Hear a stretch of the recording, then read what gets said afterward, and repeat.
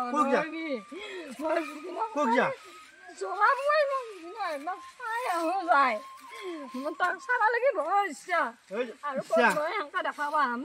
Sia hoy kintu kata dolah manu. 10 lakh মানুহ কত কিংকে তো পচি খসাটা তো মরবি না কোনাই তই নয় নৰা না তই যাবা নৰা কোনা মানলা তই যাবা নৰা কোনা মানলা তা নৰা নিজে মৰা নাই নহয় তা আমাৰ কোন বয়া আছিল আৰু নৰা তই শুনছা কোনা সিজা মই আজি যেতি চাবা ন তা চাই কিনি হেমে পা মেলি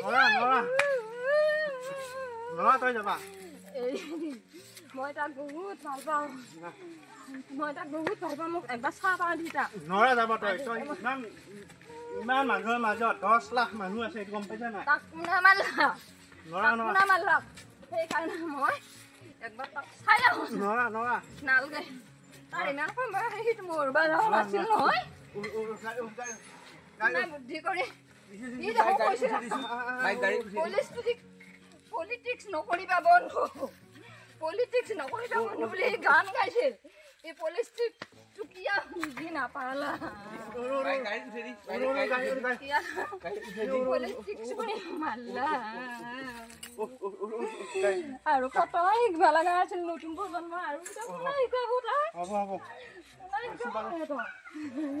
কিছু বাইক গাড়ী উঠে দি লৈ যাম দে বাইক যাম বাৰু যাম এই আধা সাধা দিনা যাম দে বাৰু আধা সাধা যোৰহাটৰ হ'ব যাম দে বাৰু জ্বলাব জ্বলাব মই তাতে যাওঁ নাঙে যাবা লাগে নৰবে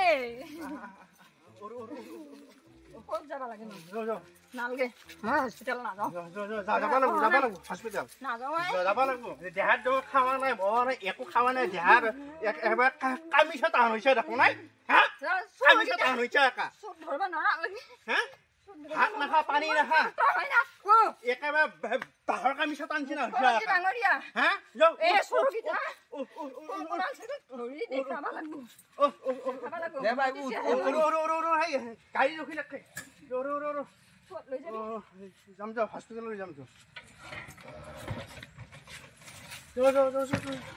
ড্ৰাইভাৰ পটাপট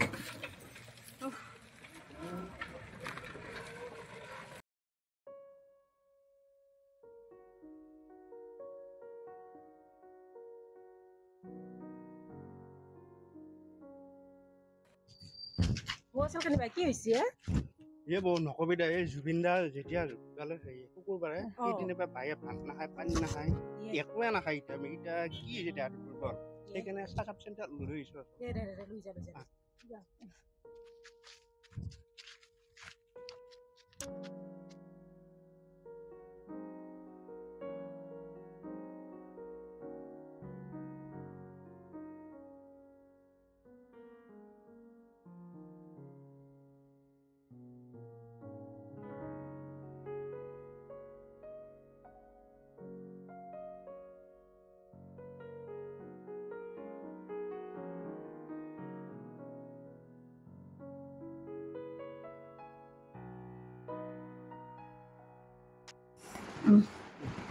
বচোন ভাই ইয়াতে কি হৈছে বাইদেউ কি হৈছে বাইদেউ যিদিনা জুবিন দা ঢুকা বাইদেউ মানে ভাত পানী নাখায় একো নাখায় পানীও নাখায় গতিকে বাইদেউ দুৰ্বল হৈ গৈছে বাইদেউ বাইদেউ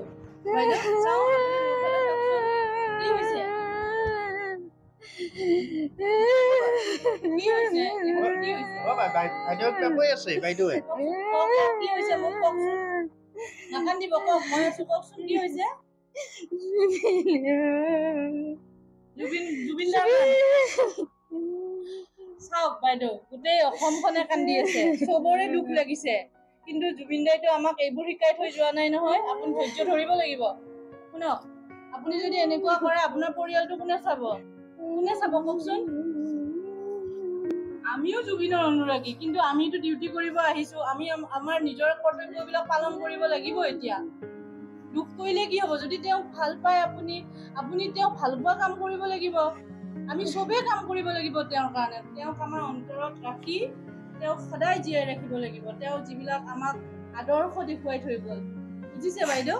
আপুনি অকণমান ধৈৰ্য ধৰক চাওঁ। আপুনি এনেকৈ চিন্তা কৰোঁতে কৰোঁতে আপোনাৰ গা বেয়া হৈ গৈছে চাগে, সেইকাৰণে এনেকুৱা হৈছে। খোৱা লোৱা কৰিছে নে নাই? কেইদিন হ'ল খোৱা লোৱা? সেইকাৰণে চাগে তেওঁৰ গাটো খুব বেয়া হৈছে। আপুনি এটা কথা শুনক, আপুনি মোৰ ফালে চাওকচোন বাইদেউ। আপুনি যদি জুবিন দাক ভাল পায় তেতিয়াহ'লে আপুনি তেওঁক ভাল পোৱা কাম কৰিব লাগিব। আপুনি দেখি আছে ন কিমান মানুহৰ কিমান অঘটন ঘটি আছে। গোটেই পৃথিৱীখন কপাই থৈ গৈছে। গোটেই অসমৰ মানুহে কান্দি আছে। আজি 4-5 দিন হ'ল আমাৰো টোপনি নাই, সুখ পিয়া নোহোৱা হৈছে। কিন্তু কৰিবতো লাগিবই ন, এতিয়া ডিউটি আহিছোঁ। এইখিনি নকৰিলে কেনেকুৱা হ'ব? জুবিন দাৰ আত্মাই কষ্ট পাব, আমাক বেয়া পাব, বুজিছে? গতিকে আপুনি আপোনাৰ কামবোৰ কৰিব লাগিব, ভাত খাব লাগিব, চব কৰিব লাগিব, বুজিছে নহয়? কি কৈছো বাইদেউ? বাইদেউ, মোৰ মনটো বহুত শিল্পী মন। সেইকাৰণে অকণমান ল'ৰা বিয়া কৰো, 52 বছৰত এটা নিজেতো মৰা নাই নহয় বাইদেউ।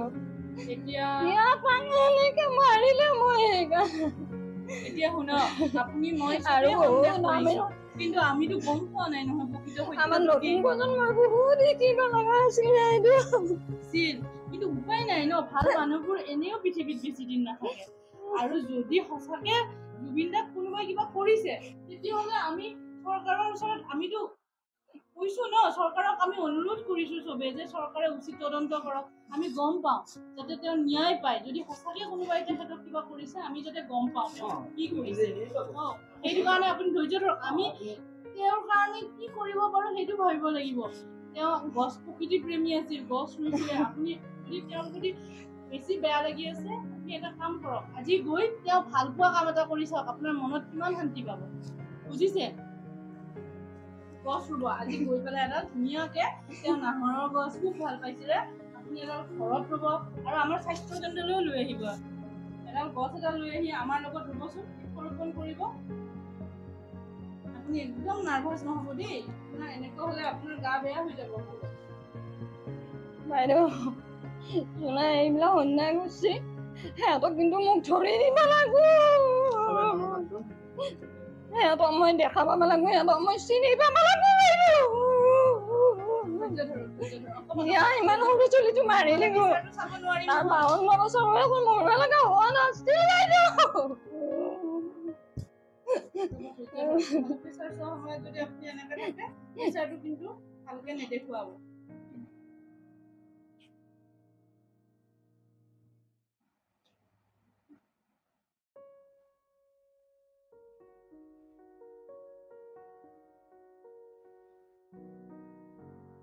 তেখেতে এই 4 দিন খোৱা লোৱা নকৰাৰ কাৰণে তেখেতৰ প্ৰেচাৰটো কমি গৈছে আৰু চাগে চুগাৰটো কমি গৈছে।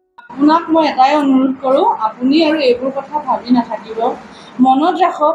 আপুনি যেতিয়া মন্দিৰত যাব, চাকি দিব, ভগৱানৰ ওচৰত প্ৰাৰ্থনা কৰিব, তেওঁৰ আত্মাৰ কাৰণে আপুনি প্ৰাৰ্থনা কৰক। আৰু তেওঁ আমাক যিবোৰ আদৰ্শ দেখুৱাই থৈ গ'ল, সেই আদৰ্শবোৰ আমি আগত লৈ তেখেতক যদি আমি ভাল পাওঁ, তেওঁ ভাল পোৱা কামবোৰ কৰি আমি কি কৰিব লাগিব? তেওঁক মনত ৰাখিব লাগিব, তেওঁক সন্মান দিব লাগিব।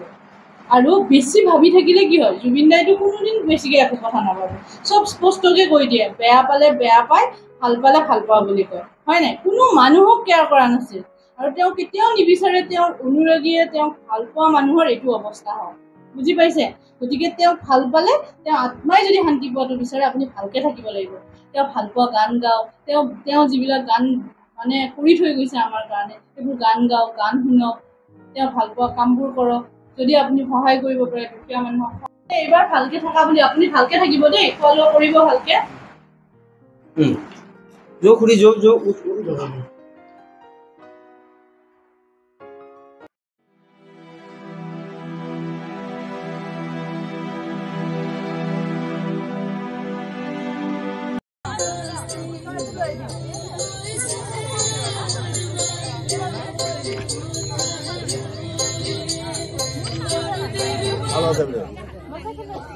I'm good.